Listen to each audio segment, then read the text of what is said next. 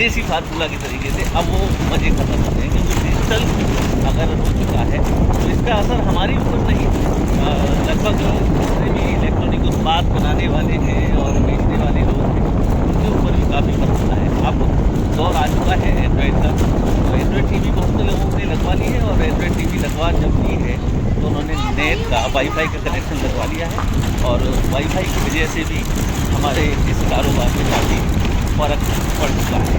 लेकिन कहते हैं ना कि जिसकी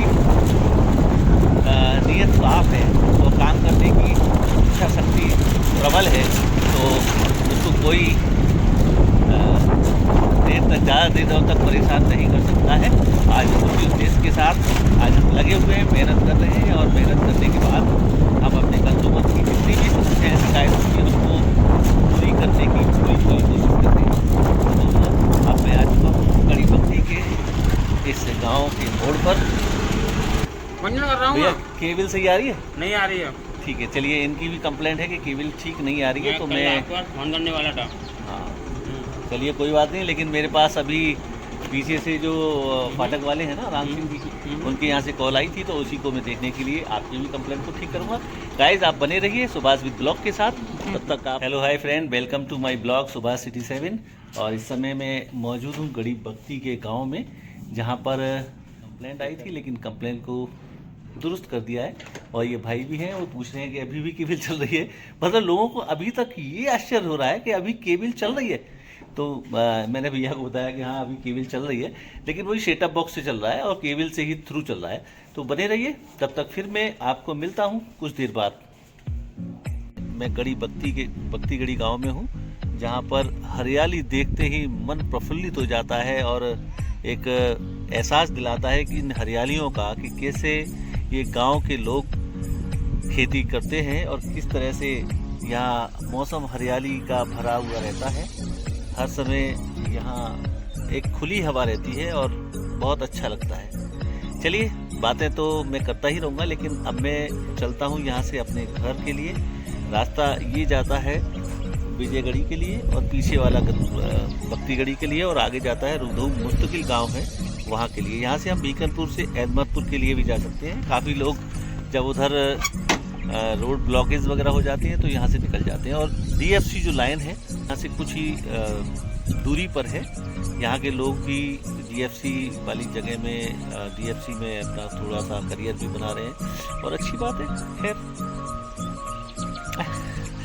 बकवास करने के अलावा मेरे पास शायद कुछ नहीं है, लेकिन अभी एक कॉल रिसीव हो रही है। मैं उसको पहले कॉल लेता हूँ, फिर उसके बाद बात करते हैं। कॉल तो रिसीव कर लिया, और एक कस्टमर का ही कॉल आया था, जो उन्होंने कहा कि उनका रिचार्ज ख़त्म हो गया है, तो मुझे रिचार्ज करना है, और वो कल लौट के मुझे पैसा देंगे।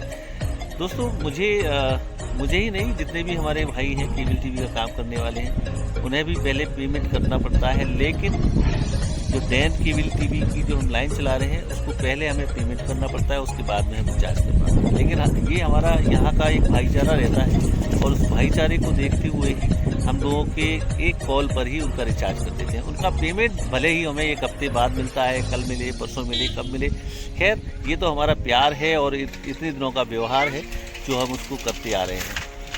एक स्कूल भी है, सर नमो बुद्धाय जय, इनका स्कूल है, और स्कूल से अभी हमारे वकील साहब गए हैं अपने बच्चों को छोड़ने के लिए। तो दोस्तों, बहुत दूरी पे यहाँ स्कूल भी बना हुआ है, उधर आप देख सकते हैं। तो ये गांव के लोग हैं, और उन्होंने अपने खेतों में ही स्कूल को बनाया हुआ है, और वहाँ गैदरिंग भी है। बच्चों को शिक्षा से जोड़े रहना ये बहुत बड़ी बात होती है। चलिए, तब फिर मैं मिलता हूँ और चलता हूँ अपने घर की ओर। ये देख सकते हैं गाइस कैसे बच्चा साइकिल चला रहा है यार। गाइस, कभी हमने भी इसी तरह से जब पढ़ने के लिए जाते थे या पढ़ के घर से आते थे, तो इसी तरह से हम लोग जब चुपके से साइकिल घर में अगर रखी होती थी, उस साइकिल को भी हम घर से छुपके से और ऐसे ही निकाल लिया करते थे, और इसी तरह से कैंची चलाया करते थे। बड़ा मज़ा आता था। उन दिनों की बात है जब हम छोटे थे। और आज जब हम बच्चों को देखते हैं तो यार ऐसा लगता है कि यार वो बचपन हमारा फिर से लौट के क्यों नहीं आता है। खैर, अभी हमारे बीच में कुछ साथी भी हैं, उनसे मैं आपसे रूबरू हुआ। आज भी गांव में जब कोई प्रोग्राम होता है और किसी साथी को वो जब विदा करने के लिए जाते हैं तो सभी महिलाएं घर से बाहर निकल के आती हैं और उनको बाहर तक छोड़ के आती हैं। ये आज भी गांव में इतना प्यार और इतना प्रेम जो रहता है अपनों के साथ में, ये आजकल सिटी में नहीं है। और गाइस, पवन कुमार जी ने अभी मुझे आवाज़ दी थी और मुझे गाड़ी को रोकना ही पड़ा। तो पवन जी, आपका स्वागत है सुभाष ब्लॉग के साथ। तो गाइस चलते हैं, समय हो गया है खाने का और मैं अब अपने गेट में अंदर प्रवेश कर रहा हूँ। एंट्री गेट अच्छे से ताला लगा दें, लगाइए ताला नहीं यार, अभी तो खोलना पड़ेगा, लेकिन यहाँ से हमने गेट को लॉक किया है और ये खिड़की भी खुली पड़ी है, तो मैं पहले खिड़की को भी बंद करता हूँ। और ये थोड़ा मेरी से गलती हुई थी और मैंने खिड़की को खुला छोड़ा था। खाने का समय है और देखते हैं मैडम क्या कर रही है अंदर। ये किचन आ गया। अच्छा, ये देखिए क्या पकाया है। राजमा चावल। चावल तो अभी बनने। और खाना कहाँ रख दिए आपने? खाना लगा दिया? खाना लगा दिए? हाँ, आपका खाना लगा दिया। भाई ये लोग भी बहुत मेहनत करते हैं, जैसे हम मेहनत करते हैं उसी तरह से घर के सभी सदस्य बहुत मेहनत करते हैं।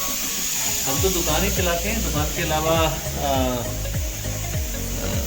कुछ थोड़ा सा ब्लॉग्स वगैरह में बनाने के लिए देते हैं, लेकिन ये लोग तो सुबह से उठना, पूरा घर की साफ़ सफाई से लेके सारे काम होते हैं। खाना हमारा यहाँ लगा हुआ है। ये आ गया मेरा अंदर का रूम, यहाँ लाइट्स ऑन करिए। ये लाइट्स ऑन हो गई और ये है हमारी मम्मी पापा गाइस, जिनका आशीर्वाद सदैव हमारे पास हमारे सर पे रहता है। और छत्रपति साहू जी महाराज की इधर तस्वीर लगी हुई है। तो गाइस, अब खाने में राजमा है, चावल तो मुझे नुकसान करते हैं, लेकिन थोड़ा बहुत खा लेते हैं।